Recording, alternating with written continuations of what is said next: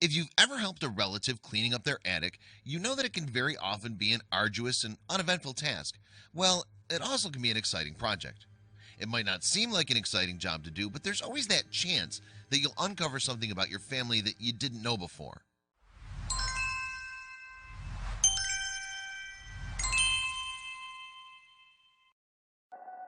Recently, Mike and Maria Lopez were tasked with the mission of cleaning up their grandfather's attic.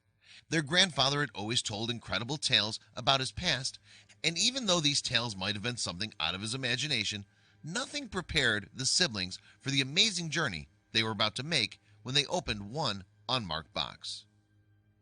All of us fantasize about the idea of some secret treasure hiding in the attic of our childhood home. There has to be something of value in some of those boxes, but Mike Lopez had trouble thinking this way. When Mike and his sister Maria were little, they were told very incredible stories from his grandfather. To them, it had been bedtime stories. They never really thought the old man could tell the truth. One of the stories the grandfather liked to tell the grandkids was that when he was young, he'd found the hidden treasure of Jose Gaspar, one of the most fearsome Spanish pirates the world ever knew. Like every child, they enjoyed the stories and never actually gave them credit while growing up.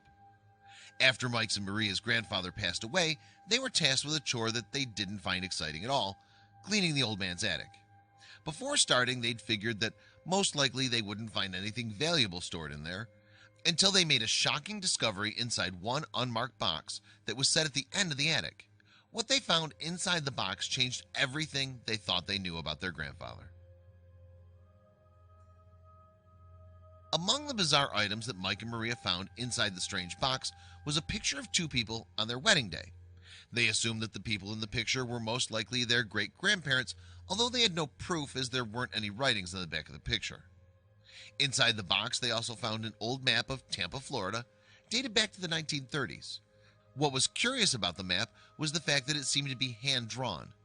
Between the items, they also found what seemed to be arrays of Spanish and Portuguese coins that seemed to date way back to the 16th century. Perhaps there was some truth to their grandfather's stories, but the biggest discovery was still waiting to be found. In the unmarked box were more items, but the only items that really shocked or even scared them was a preserved human hand. The simple chore had started to look like a horror movie. What in the world would their grandfather be doing with a preserved human hand? Mark said later, while admitting that sometimes you can be shocked about the truth. Both Mark and Maria were in complete shock when they discovered the hand. Maria came across it, and once she told me she'd found a hand in the box, I was blown away, he admitted after their find. The biggest mystery wasn't the hand itself, but why would their grandparents keep it for so long and in total secret from the family? Mike and Maria knew that to solve the mystery and find out the truth behind their grandfather, they'd have to do more digging. They had imagined all possible explanations for the mysterious items inside the box, yet wishing to get to the bottom of the story, they decided to take the box to a professional for appraisal. At the Tampa Bay History Center, a curator called Rodney Kite Powell took a look at the coins. They're a little thin to be Spanish coins or old coins in general. Generally, older coins were thicker, said Rodney. Okay, the coins weren't as old as they had imagined, but it didn't make their discovery any less exciting.